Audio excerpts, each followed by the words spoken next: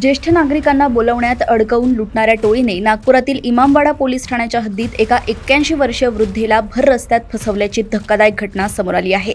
8 जुलै रोजी फिर्यादी वृद्ध महिला आपल्या मुलीकडे जात असताना दोन भामट्यांनी संगनमत करून त्यांच्यासमोर दैवी शक्ती असल्याचा बनाव रचला। एकमेकांच्या घरगुती समस्या अचूक ओळखल्याचे नाटक करून त्यांनी वृद्धेचा विश्वास संपादन केला।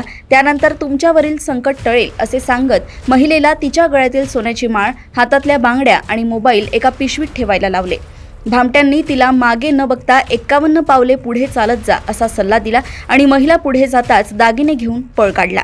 इमामवाडा पोलिसांनी या प्रकरणी फसवणुकीचा गुन्हा दाखल केला असून हा गुन्हा 4 जणांच्या टोळीने केल्याचं निष्पन्न झालंय। सध्या पोलीस सीसीटीव्ही फुटेजच्या आधारे आरोपींचा कसून शोध घेत आहेत। इमामवाडा हद्दीमध्ये सदरची घटना घडलेली असून फिर्यादी ह्या वयवर्षी 81 वर्ष वयस्कर आहेत आणि त्या दिनांक 8/7 रोजी आपल्या मुलीकडे सकाळी चालल्या होत्या। त्या दरम्यानच एक अनोळखी इसम त्यांच्या शेजारी त्यांना थांबून बोलू लागला, तुम्हारे ऊपर मुसीबत है, माँ जगदंबा तुमचे रुष्ट है, असं आणखीन काय बोलत होता। एवढ्यात थोड्या वेळात आणखीन एक अनोळखी इसम आला।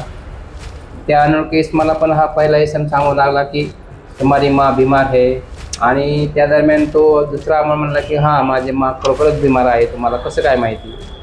हा संवाद जाणीवपूर्वक फिर्यादीनं ऐकू जावा असा त्यांचा प्लॅन होता आणि त्यामुळे फिर्यादीचा विश्वास बसला की बाबा ह्याला समजतंय, आणि मग ते जे आहे संकट दूर होण्यासाठी मग ते फिर्यादीच्या हातातल्या बांगड्या, गळ्यातली माळ असं त्यांनी आणि मोबाईल पिशवी ठेवायला सांगितला आणि 51 पावले पुढे जावा मागे न बघता असं सांगून त्यांना पुढं पाठवले आणि ते मागे पसार झाले।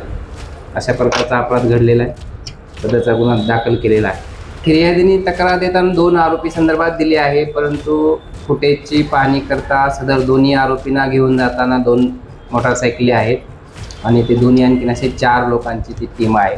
त्याबाबतचा फुटेज प्राप्त आहे, परंतु फुटेजच्या गाडीमध्ये नंबर नाही गाडीवर मोटारसायकल, त्या अनुषंगाने पुढील तपास करत आहोत।